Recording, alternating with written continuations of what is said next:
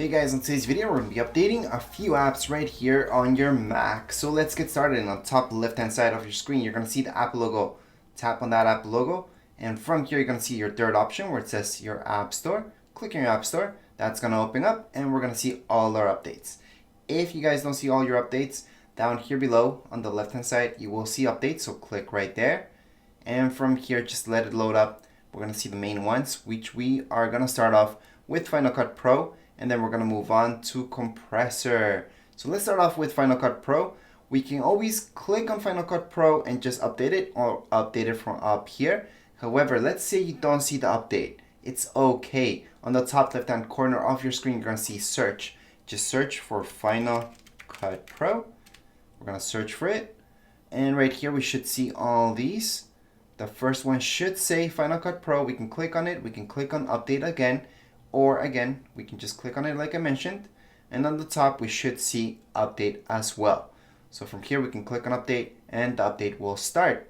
This update's pretty small. So let's just go back into our updates, click on more, and we can see that this update's only 2.9 gigs. So that's just about 3 gigs.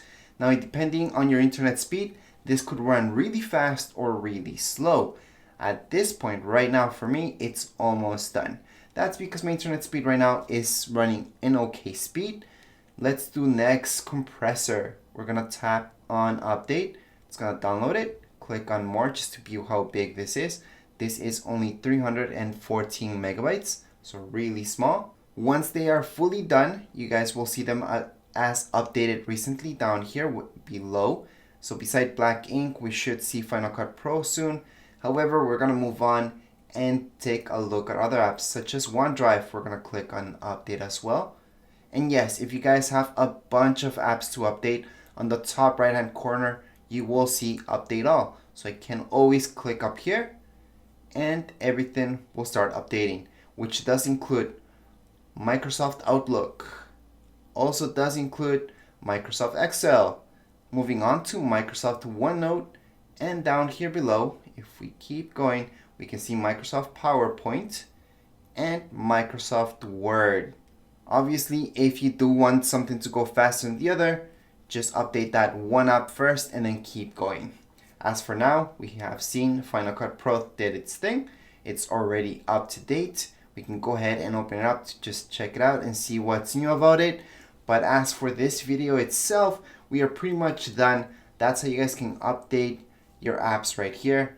We should see a screen like so once you open up Final Cut Pro.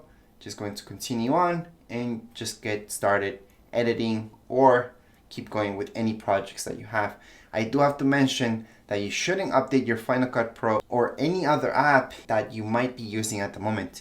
So if you're working on a big project in Final Cut Pro, I never suggest making any updates or running any updates, I should say, when you're in the middle of a project. Just finish up your project, export it, it's all good, then do any updates. That's just in case anything goes wrong. Especially with libraries, they tend to get messed up sometimes with certain updates, not all of them. Even safe updates tend to do that sometimes. So always finish up your projects before running any updates once again.